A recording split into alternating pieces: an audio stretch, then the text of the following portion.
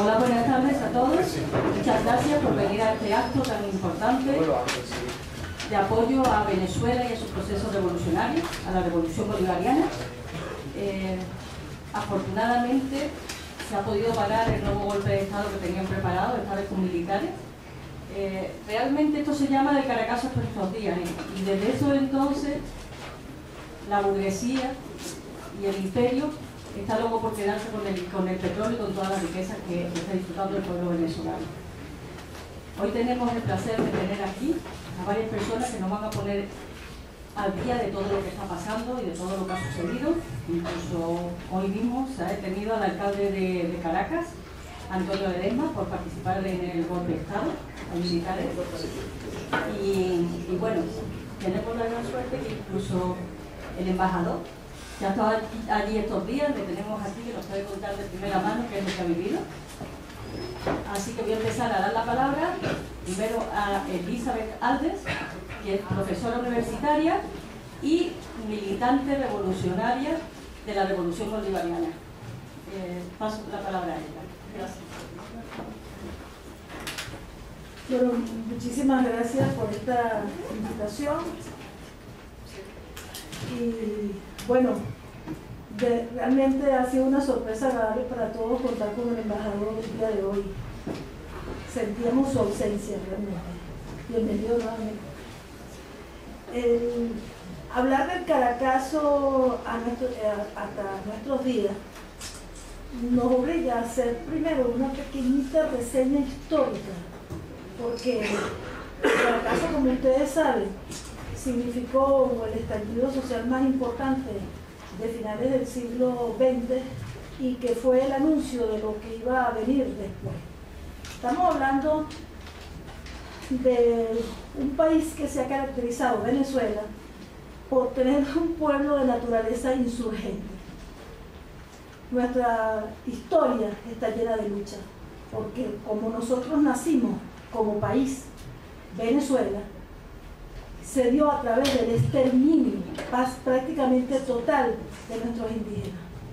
Nosotros nacimos como país mestizo, lleno de mulatos, de zambos, de negros, de blancos peninsulares y blancos criollos y de indios, los pocos que quedaron, pero que tuvieron algo importante, que la sangre de los indios venezolanos corre por las venas de todos, porque justamente el proceso de conquista fue tan violento que muchos de los hijos de las indígenas eran hijos de los españoles.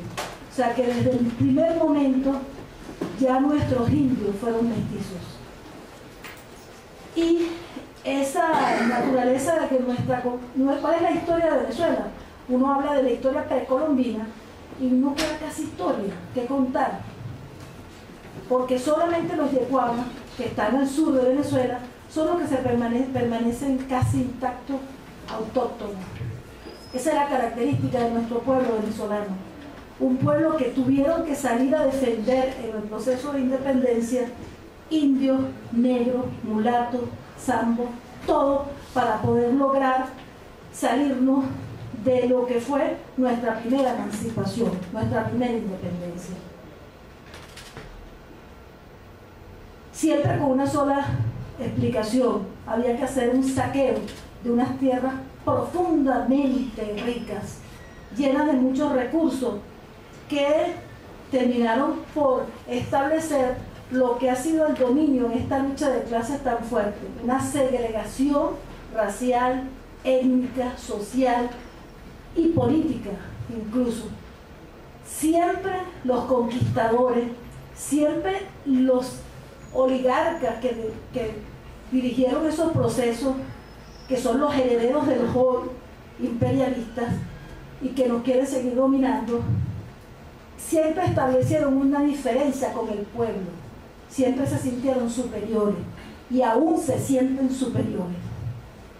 Y cuando nosotros oímos a las castas de hoy que gobiernan a los países y están bajo los designios del imperialismo a nivel mundial y de las grandes corporaciones, uno siente el desprecio que existe porque ellos se sienten superiores a esos mestizos hijos de negros, hijos de indios, hijos de esos pobres y ricos que vinieron de otros mundos, pero que al final nuestra identidad hoy es indo-afroamericana.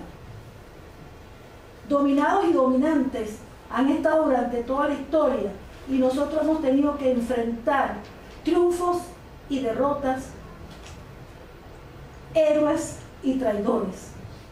Y no es la primera emancipación y primera lucha. Yo voy a hacer una sola reseña histórica porque también fue un febrero, el 12 de febrero, que se dio una de las batallas más hermosas que marcaron la revolución de la primera independencia.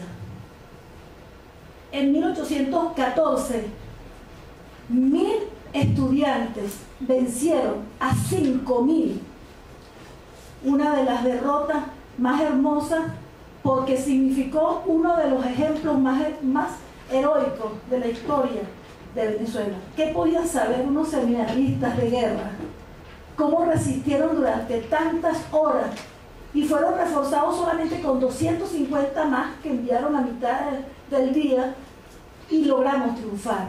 Y ahí se quedó José Félix Rivas, declarado como el Día de la Juventud desde ese momento, muchos años después, pero diciendo una de las frases más importantes de la revolución bolivariana: no podemos optar entre vencer y morir, necesario es vencer.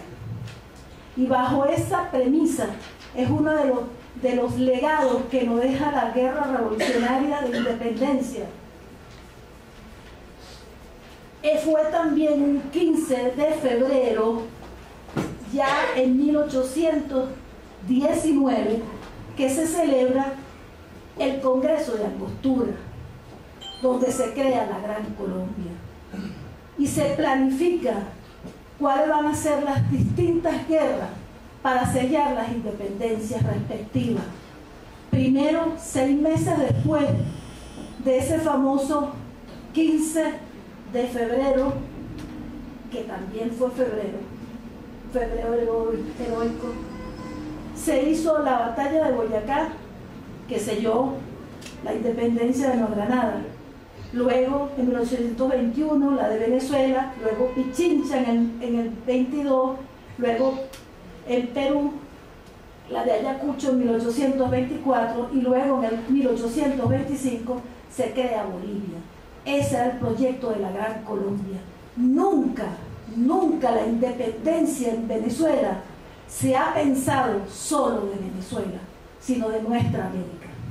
Y hoy se está repitiendo el mismo hecho, y vamos a ver más adelante cómo ese pensamiento bolivariano, que no se quedó en Venezuela, sino que cruzó toda América y se unió con el sur después, significa la esencia nuestra americana que nos diferencia de otros pueblos en el mundo, que hemos logrado resistir mucho más allá que otros, precisamente porque nos une un sentimiento indo-afroamericano.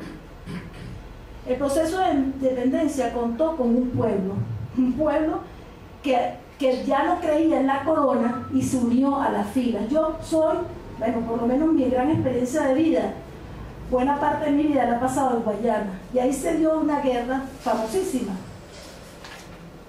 Y resulta que esa guerra se ganó con indios, con negros y blancos criollos y blancos venezolanos. O sea, esa es una guerra donde, cuando uno va a la historia, y eso sabe mucho Brito García, cuando nos enseña cómo fue que se logró en aquella conferencia que nos dio tan hermosa, cómo fue que se fue fraguando esa unidad de pueblo que es la única que permite el triunfo.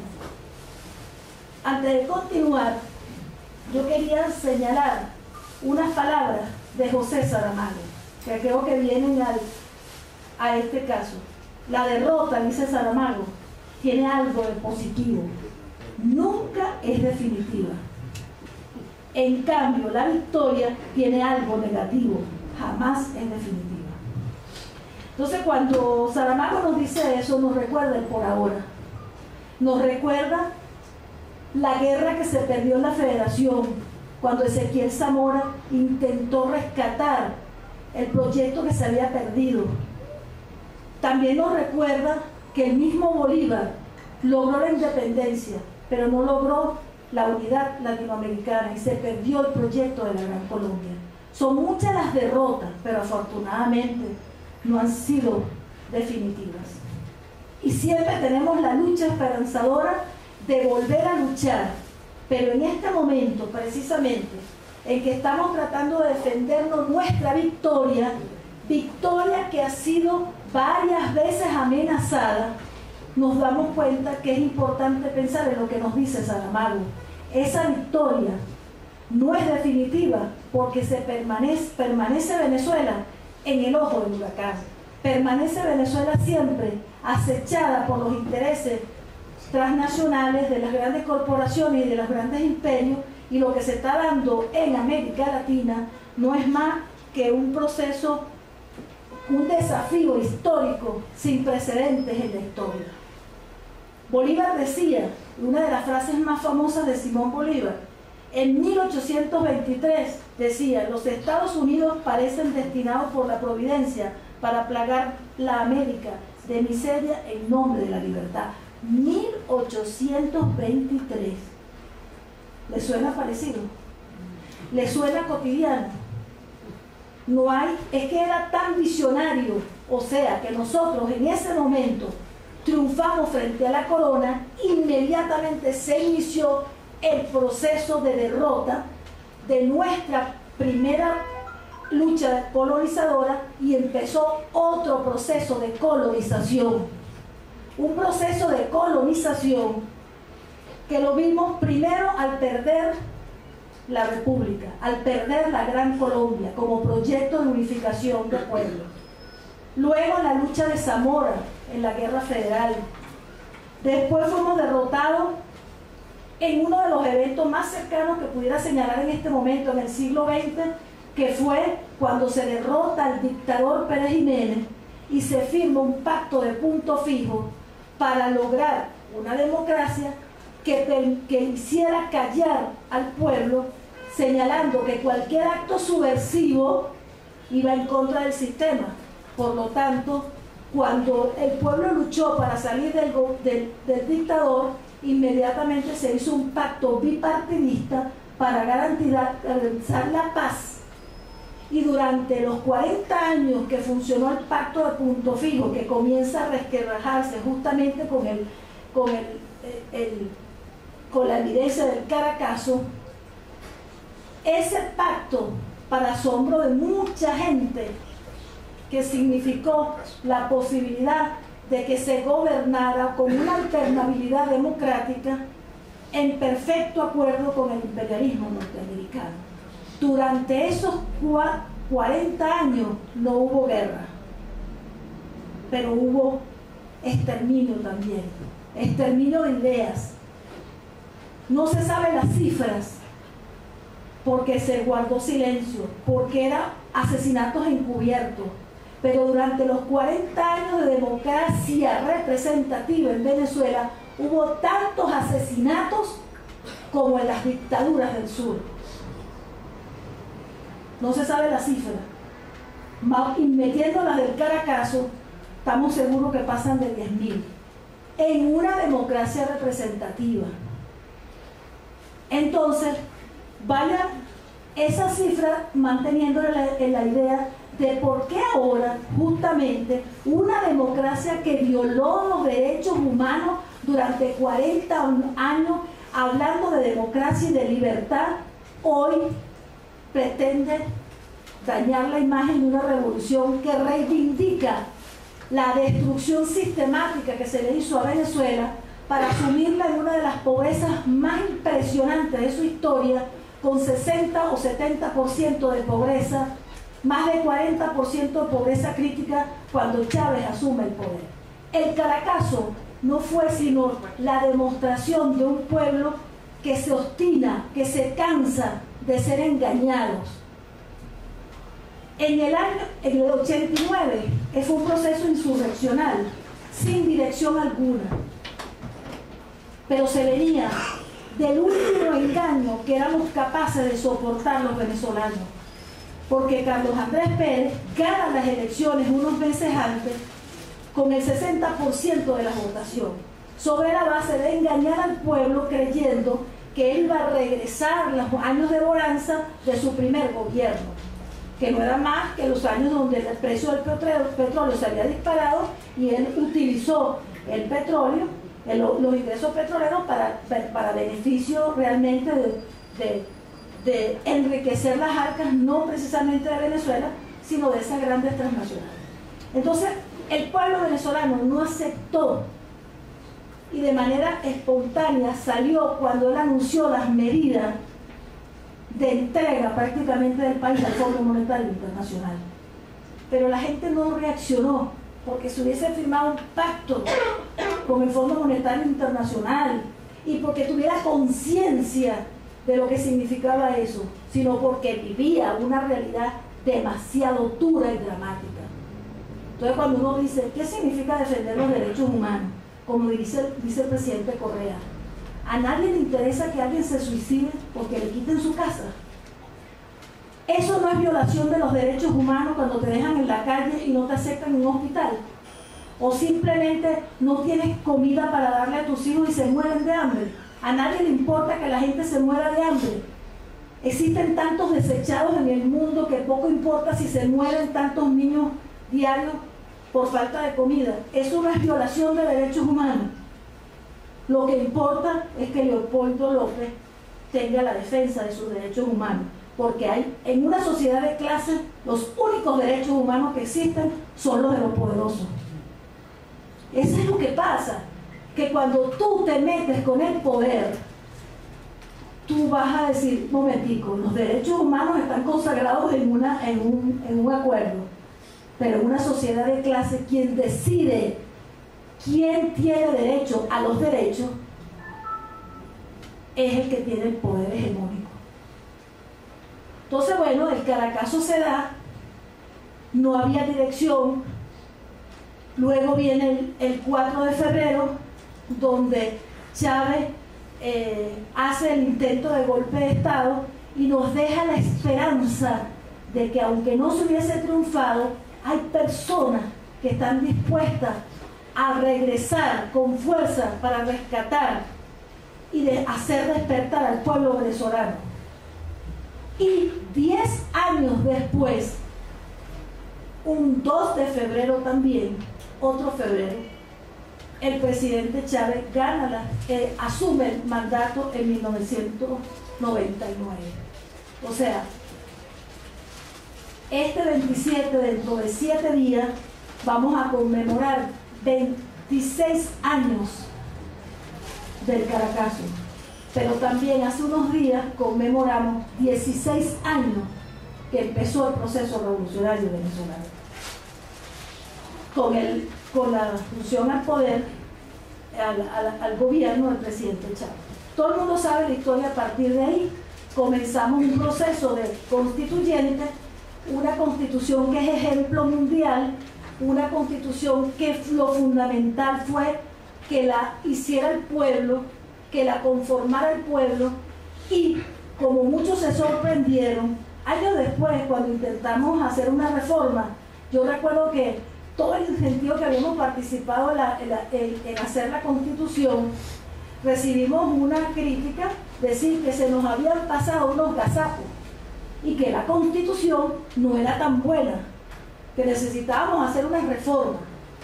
Y yo me fajé a estudiar la constitución y dije, no, los gazapos se los metimos nosotros a ellos, porque en ese momento nosotros no estábamos hablando de socialismo, nosotros no estábamos hablando de transformar de raíz al sistema, pero nuestra constitución tiene elementos que solo son posibles desarrollar en una sociedad de justicia, en una sociedad. Imagínense que el prólogo, ¿cómo se llama? El preámbulo de la Constitución habla que hay que eliminar todo tipo de discriminación. ¿Cómo se elimina la discriminación en una sociedad de clases donde unos poderosos le quitan todo lo que producen los demás?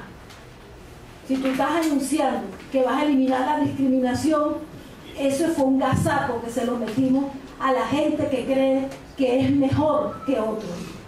Y entonces, así como llamaban a la gente que luchó por defender a nuestra patria en aquel momento castas viles, en este momento lo llaman hordas chavistas, y ese pueblo que ha defendido la revolución en varias oportunidades, hoy lo menosprecian porque quiere mantener su posibilidad de seguir conquistando su soberanía.